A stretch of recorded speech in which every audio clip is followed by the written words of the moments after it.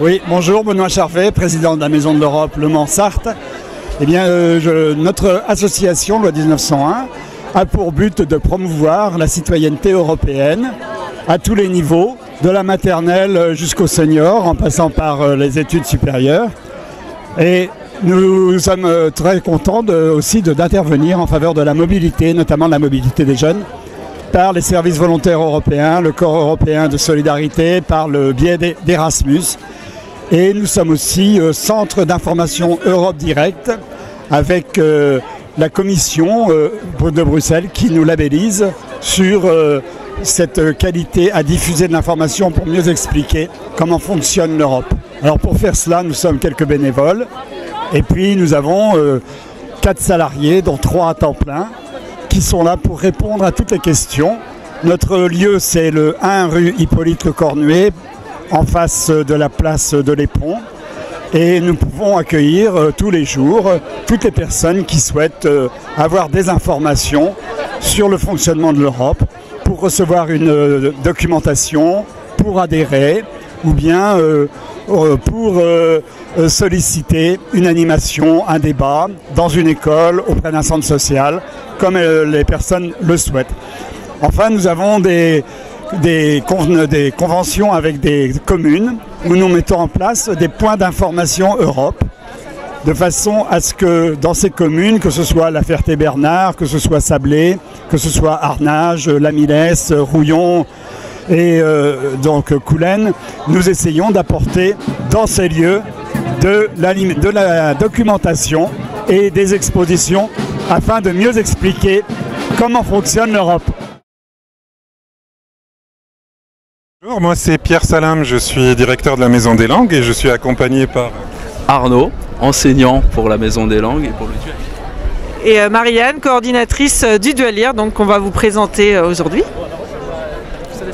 Je commence par présenter la Maison des Langues. Donc la Maison des Langues, c'est un service commun de l'université qui est là pour renforcer le niveau des étudiants et du personnel et des extérieurs en langue. On propose aujourd'hui plus de 10 langues. Différentes langues, des langues européennes, mais aussi des langues autres qu'européennes comme l'arabe, le chinois, le coréen, etc. Et nous avons mis en place un dispositif dont on va vous parler, le Dualir, qui est un DU pour les étudiants réfugiés. Alors, le Dualir est un dispositif pour accueillir les étudiants réfugiés, surtout les réfugiés qui souhaitent intégrer l'université. Donc sur une année, on va les former au français, on va aussi leur donner des cours de méthodologie, des cours de spécialité pour intégrer l'université. Donc avec des enseignants très qualifiés et aussi une coordinatrice qui est juste là, Marianne, qui va peut-être donner quelques mots aussi sur le Dualir. Ce qui est important avec le Dualir, c'est qu'avant il n'y avait pas de diplôme qui leur permettait d'entrer à l'université directement. Donc là on leur donne une opportunité sur un public assez spécifique et la musique va bien avec.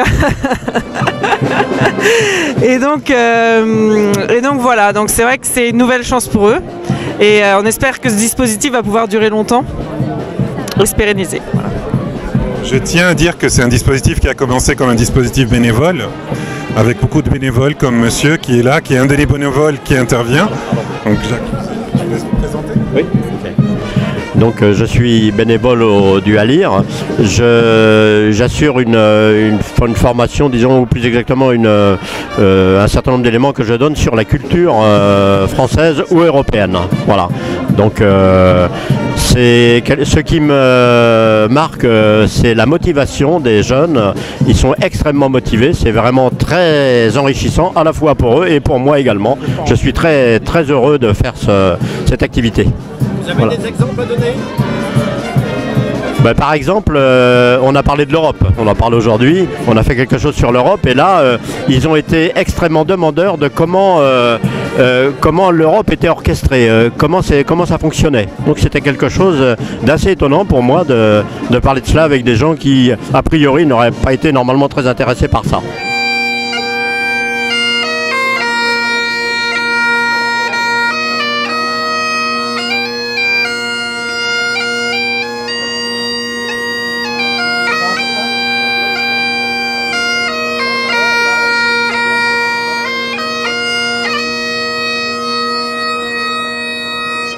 J'ai voulu planter un oranger. Là où la chanson n'enverra jamais, là où les arts n'ont jamais donné que des grenades dégoupillées jusqu'à des rives, ma bien-aimée.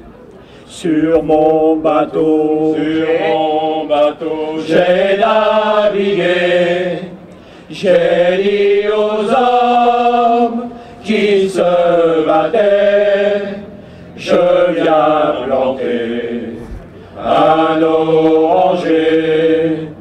Buvons un verre, allons pêcher.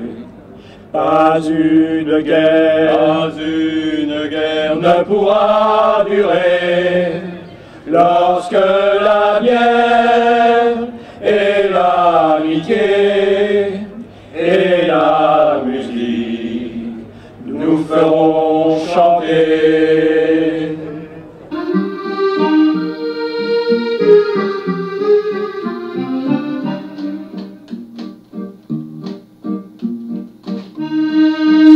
Ici, il y a deux stands polonais ou pour la Pologne. Un stand qui est pour la diaspora polonaise, l'autre pour les échanges culturels entre la France et la Pologne. Alors, on a tenu à ce qu'ils soient présents à la fête de l'Europe dans le cadre donc de nombreux stands qui sont là pour alors que les élections s'approchent, pour prendre conscience et faire prendre conscience aux citoyens et aux Manceaux surtout que l'Europe ça a du sens, ça a un projet et les Polonais y sont également. Je laisse la parole à Alicia. Nous sommes des Polonais qui habitent en Sarthe, donc il y a Bogusza et moi. Et Noël. Voilà. Nous sommes pro-européens, tous les trois. Absolument. Et puis la Pologne, c'est notre pays d'origine. Ça veut dire que nous y allons très souvent. Et nous voulons transmettre un peu ce qui est polonais en France, surtout le savoir concernant notre histoire commune franco-polonaise. L'association Kultura Polska, c'est une association qui construit les ponts entre deux pays et surtout les ponts historiques. Ça veut dire que nous avons ressorti l'histoire de la création de l'armée polonaise en Sarthe en 1917 par le décret de président, mais les premiers camps étaient organisés ici en Sarthe. Notre futur sujet, ça sera la migration polonaise en Sarthe. Et avec notre projet, nous sortons aussi en dehors de la Sarthe en présentant nos expositions que nous créons dans toute la France ainsi que dans toute l'Europe. Notre dernière exposition avait lieu à Düsseldorf, à l'Institut polonais et l'Institut français à Düsseldorf, en Allemagne. Voilà. Il existe une association polonaise dans la Sarthe? Oui, il existe deux associations polonaises. Polonia Sarthe et Kultura Polska. Voilà. Donc nous sommes, comme Noël il a dit, il y a les diaspora polonais qui se regroupent dans une association et dans l'autre où on travaille plus sur la culture de la Pologne. Donc nous sommes ouverts à tous les Français qui s'intéressent à la Pologne. Les échanges culturels entre la France et la Pologne et plus largement l'Europe. Voilà, mais pas seulement le culturel, mais aussi pédagogique. Il y a des écoles qui partent en Pologne. Il y avait une qui est partie à Gdańsk pour l'école des Haller à Gdańsk. Et puis, ils seront là bientôt, au mois de mai. Je crois que le 23 mai, de 19 à 23 mai, ils seront en France. Voilà. Et il y a Épide aussi d'Alençon qui partira avec le projet que nous pilotons en Poméranie de l'Ouest, en Pologne. C'est des costumes qu'on met pour des grandes occasions. En Pologne toujours, pour les mariages, pour les fêtes religieuses, pour les fêtes nationales. C'est composé pour femmes d'une jupe à fleurs et d'un corset brodé de paillettes, de strass et de perles. Et comme vous voyez, pour hommes, c'est une jolie veste en laine également avec un pose de définition en laine et joli strass bouton. Voilà. Voilà, il manque plus que les bottes.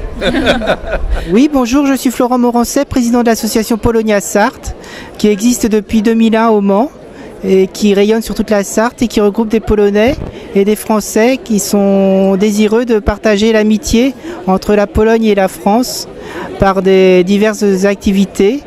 Nous donnons des cours de polonais le lundi soir, et nous organisons des manifestations festives comme le repas de la Saint-Nicolas une fois par an. Et nous regroupons autour d'activités en polonais et en français pour faire partager notre amour de l'amitié franco-polonaise et plus loin de l'amitié européenne. Bonjour, je suis Angèle Massy, le président de l'association Amigos. L'association Amigos a pour vocation les échanges avec le monde hispanique, le monde espagnol, la langue de Cervantes. Nous avons créé cette association après avoir créé un café langue, avoir créé un festival de films hispaniques, des stages de flamenco. Et aujourd'hui, nous sommes présents à la Fête de l'Europe pour présenter notre association, parler du jumelage, un projet que nous avons initié il y a très peu de temps, et donc avec la ville du Mans, sur une ville du nord de l'Espagne que nous avons sélectionnée. C'est très important pour nous d'être présents ici parce que le Journée de l'Europe, c'est en fait la fête des pays européens. C'est un événement qui fédère différentes cultures. Nous sommes sur un continent où nous sommes tous cousins germains. Nous avons beaucoup plus de choses à partager qui nous différencient. Et face à effectivement des situations d'éloignement, de nationalisme qui, en tout cas moi personnellement, me font très peur, je trouve qu'on s'habitue trop vite à notre confort et qu'il faut vraiment être attaché à cette valeur. Pour ça, nous sommes présents, pour parler de l'Espagne et surtout à cette journée de l'Europe.